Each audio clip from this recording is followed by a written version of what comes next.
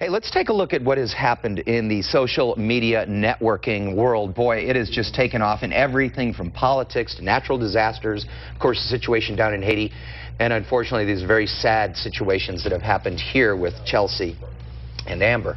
And right now, Brian Tompkins is joining us. He's from Boom Media, and we're talking more about sort of the benefits and the power, really, of social networking and social media. Good morning to you. Well, good morning. First of all, let's start out by talking about what happened with Chelsea and Chelsea's Light.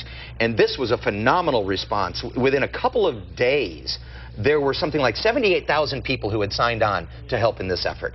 In a couple of days. Well, I think it was amazing. We had more people see Chelsea's photo in the first 24 hours than any other missing person case.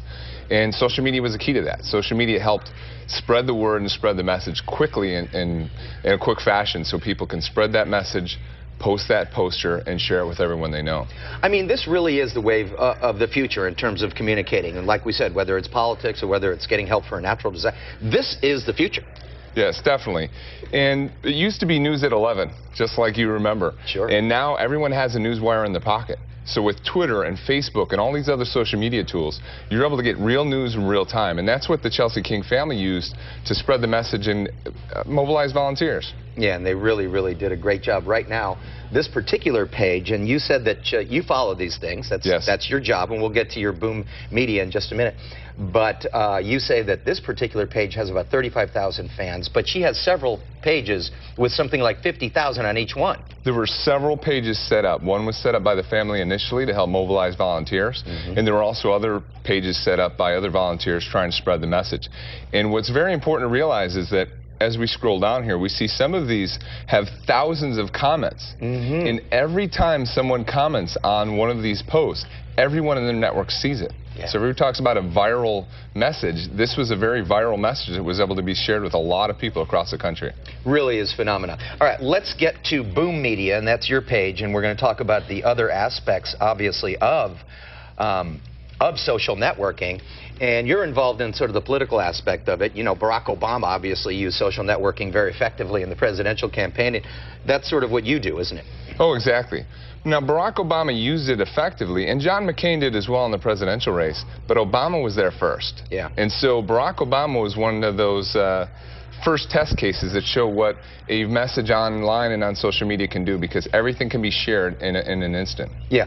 Now, what exactly does Boom Media do? They track all these kinds of things, tracks the effectiveness of social media networking? Well, yeah, everything we do is tracked. We want to measure our results and everything that we're doing. Right. But most importantly, we want to take and we build community. So when we founded Boom Media, it really was about how do we take that message and not just connect me to my audience, but connect my audience members to each other so that we can build community.